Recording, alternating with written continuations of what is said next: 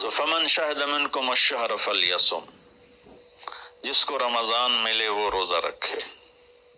تو روزہ تو انشاءاللہ رکھیں گے، لیکن میں تھوڑی سی ایک گزارش کروں گا کہ جسم کی صحت کے لیے اپنی غذا پہ کنٹرول کریں۔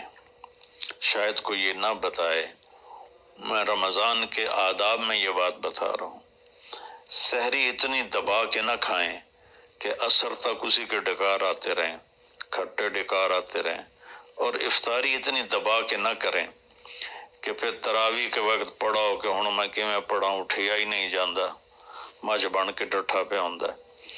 تو سحری کھائیں اتنی کہ بس عام معمول کا پیٹ بھر جائے، کچھ حصہ خالی ہو، اور آپ کو دوپہر سے بھوک لگنی شروع ہو جائے۔ جب آپ کو دوپہر سے بھوک لگنی شروع ہوگی تو آگے 6-7 گھنٹے کا سفر ہے، اس میں پوری مشین خالی چلے گی، تو جتنے گندے مادے اور فاسد مادے جمع ہوتے ہیں وہ سارے جل جاتے ہیں۔ اچھا، رمضان کے دونوں طرف معنی آتے ہیں، وہ میں بتاتا ہوں، ابھی میں جسمانی بتا رہا ہوں۔ اچھا، ایک اور بھی بڑا خوبصورت رمضان کا معنی ہے۔ اللہ کے نبی نے فرمایا کہ یہ نہ کہا کرو رمضان آ گیا اور رمضان چلا گیا، کہو رمضان کا مہینہ آ گیا، رمضان کا مہینہ چلا گیا، چونکہ رمضان اللہ کا نام ہے، رمضان اللہ کا نام ہے۔ اللہ اس میں اپنے بندوں کے گناہوں کو جلا دیتا ہے، تو اس لیے یہ تفسیر رازی کی روایت بیان کر رہا ہوں، اس کی صحت اور ضعف کے بارے میں مجھے نہیں پتا۔ تو رمضان کہتے ہیں جلا دینا، جلا دینا یا جل جانا۔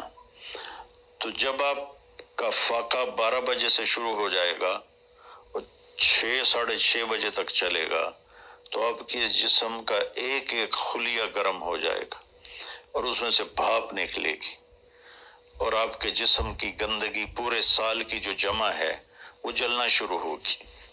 پھر آپ افطاری جب کریں تو سنبھل کے کریں، ٹھنڈا برف سے بھرا ہوا پانی اور روح افزا اور جام شیریں اور دودھ سوڈا، اور اس میں برف کے اتنے بڑے بڑے ڈلے ڈال کے جب آپ پیتے ہیں تو سارے دن کے روزے کا جسمانی فائدہ فوت ہو جاتا ہے، ختم ہو جاتا ہے۔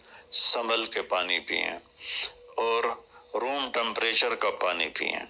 اس وقت معدہ گرم ہوتا ہے، اس میں ٹھنڈی بلا ڈالنا، اور پھر آپ اس پر دوسرا ظلم یہ کرتے ہیں کہ اتنا ٹھنڈا پینے کے ساتھ گرم گرم سموسے کھاتے ہیں، گرم گرم پکوڑے کھاتے ہیں، اور کئی ماشاءاللہ ساتھ وہ پیس کو بھی ملاتے ہیں، کوئی چانپیں ملاتے ہیں، کوئی پیس ملاتے ہیں۔ یہ افطاری ہوتی ہے اور پھر کھانا اس کے بعد ہوتا ہے۔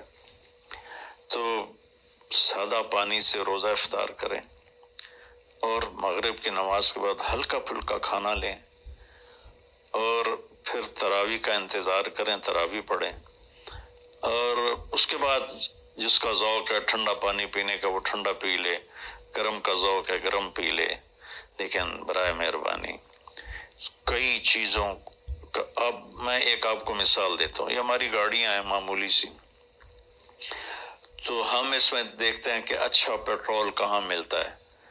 جس پیٹرول پمپ کا پتہ چلے کہ پیٹرول اچھا نہیں، ہم سزوکی والا بھی آگے چلا جاتا ہے کہ ویکھو چنگا پیٹرول کتھوں لبدا ہے، اور جن کے پاس مہنگی گاڑیاں وہ ہائی آکٹین ڈلواتے ہیں جو پیٹرول کی سب سے اچھی قسم ہوتی ہے۔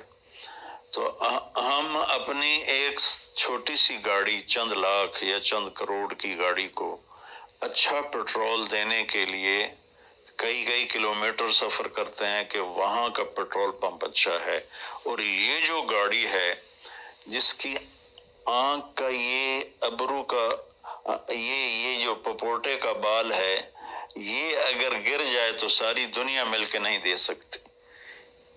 ایک ناخن اگر گر جائے تو پوری دنیا مل کے وہ ناخن نہیں دے سکتی۔ کون چاہتا میں گنجا ہو جاؤں؟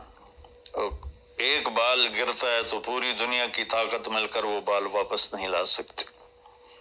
تو اس کو ہم گندی سے گندی چیزیں کھلاتے ہیں، کچوریاں کھا رہے ہوتے ہیں، قتلمے کھا رہے ہوتے ہیں کہ افطاری ہو رہی. تو اللہ کے واسطے ٹویوٹا گاڑی میں صاف پیٹرول ڈلواتے ہو اور اس خوبصورت گاڑی میں گند بھر دیتے ہو، سموسے اور پکوڑے اور دودھ سوڈا اور جام شیریں اور روح افزا اور 7 اپ اور ٹھنڈے پانی، سکنجبین، اور اس کے اوپر پھر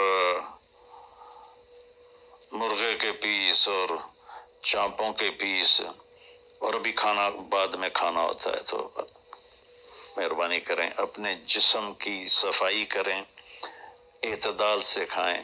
افطاری بھی اتنی کھائیں کہ آپ کی بھوک باقی ہو. تو آپ آرام سے تراویحیں پڑھ لیں گے، تو تراویح پڑھیں، پھر اس کے بعد آپ آرام کریں، جلدی سے سو جائیں. اور بعض نوجوان ساری رات جاگتے ہیں، ٹھیک ہے، کوئی بات نہیں، جاگیں، کوئی نفل بھی پڑھ لیا کریں، کچھ اپنی گپ شپ بھی کر لیا کریں. اور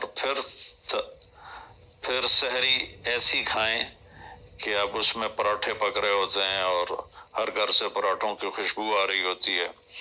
تو پھر پراٹھوں کا بوجھ اپنے اوپر نہ ڈالیں، سادہ روٹی کھا لیں، سادہ سالن کھا لیں.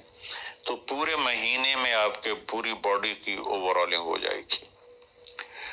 یہ تو جسمانی فائدہ ہو گیا. روحانی لحاظ سے کیا ہے؟ شہر رمضان، رمضان جل جانا، جلا دینا، رمضان کا مہینہ. اس لیے اللہ کے نبی نے کہا، یہ کہا کرو ماہ رمضان آیا اور ماہ رمضان گیا، کیونکہ اللہ آنے جانے سے پاک ہے. تو اللہ کا نام رمضان ہے. یہ امام راضی کی روایت ہے. تو یہ نہ بھی ہو تو رمضان میں جلنے کا مطلب کیوں ہے؟ اسی مہینے کے ساتھ کیوں ہے کہ ہر روزے کے ساتھ اللہ اس کے گناہ معاف کرتا ہے، اس کے گناہوں کو جلاتا ہے، اس کی بھوک کی آگ میں جلاتا ہے، جلاتا ہے، جلاتا ہے. آخری روزے اللہ تعالیٰ کیا کرتے ہیں کہ اس کے سارے گناہوں کو جلا کے راکھ کر دیتے ہیں اور اپنی رحمت. اچھا، رمضان کا مطلب بارش بھی ہے. جو سبحان، عربی بھی عجیب زبان ہے. رمضان کا مطلب بارش بھی ہے. رمضان کا مطلب اگر رمضا مصدر ہو، رمضا، تو یہ بارش کا مطلب ہے. رمضا ہو تو یہ جلانے کا مطلب ہے. سبحان اللہ، کہ رمضان ایسا مہینہ ہے کہ اس میں ایسی رحمت کی بارش ہوتی ہے، سارے گناہ دھل جاتے ہیں.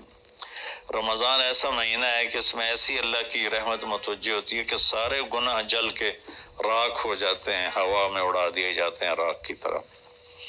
تو یہ تب ہوگا جب ہمارا پورا جسم روزہ رکھے، ہماری آنکھیں روزہ رکھیں، ہمارے کان روزہ رکھیں، ہماری زبان روزہ رکھے، ہمارے ہاتھ روزہ رکھیں، ہمارے پاؤں، ہمارا دل، دماغ روزہ رکھے. تو پھر یہ روزہ، یہ رمضان بنے گا اور ہمارے گناہوں کو جلا دے گا یا دھو دے گا. اور اس میں خاص طور پر اللہ کے نبی نے فرمایا کہ شراب پینے والا توبہ کر لے، چونکہ شرابی کی بخشش نہیں ہوتی رمضان میں. ایک ہوتا ہے دلیر ہو کے پینا، کوئی نہیں، کچھ نہیں ہوتا، اللہ بڑا غفور و رحیم ہے، یہ تو سارے پکڑے جائیں گے.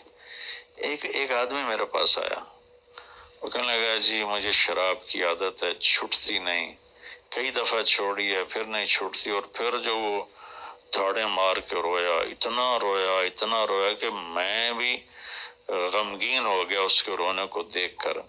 اس کا معاملہ اور ہے.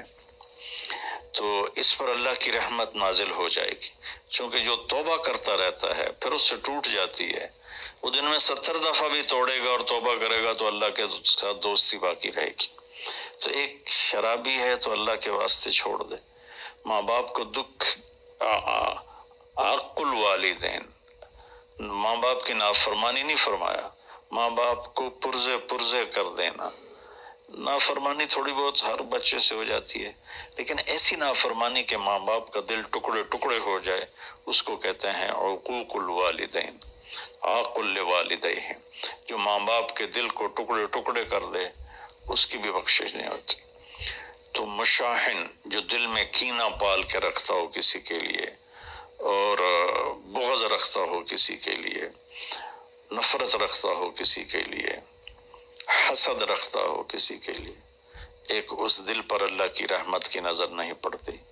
اور ایک قاطع الرحم، جو رشتہ داروں سے لڑتا ہو، رشتہ داروں سے ماتھا جو مارتا ہو، کبھی سینگ پھنسائے ہیں، کبھی اس کے ساتھ کبھی اس کے ساتھ، خونی رشتوں میں جو غلط سلوک اختیار کرتا ہے، ایک اس کی خاص طور پہ بخشش نہیں ہوتی۔ تو باقی اللہ کا دریائے رحمت ہے، جو بھی توبہ کرے گا، مشرک بھی توبہ کرے گا معاف، سود خور توبہ کرے گا معاف، چور توبہ کرے، ڈاکو توبہ کرے، زانی توبہ کرے، قاتل توبہ کرے، شرابی توبہ کرے، ماں باپ کا نافرمان توبہ کرے، اور رشتہ داروں سے لڑنے والا توبہ کرے، نفرت رکھنے والا توبہ کرے، اور سود پہ کام کرنے والا توبہ کرے، سود کھانے والا توبہ کرے، سب معاف ہو جائے گا، سب معاف ہو جائے گا۔ اور اللہ سے مانگیں کہ اللہ تعالیٰ اس میں ہماری جسمانی صحت بھی بحال کر دے اور روحانی صحت بھی بحال کر دے، اور ہمارے گناہوں کو معاف کر دے۔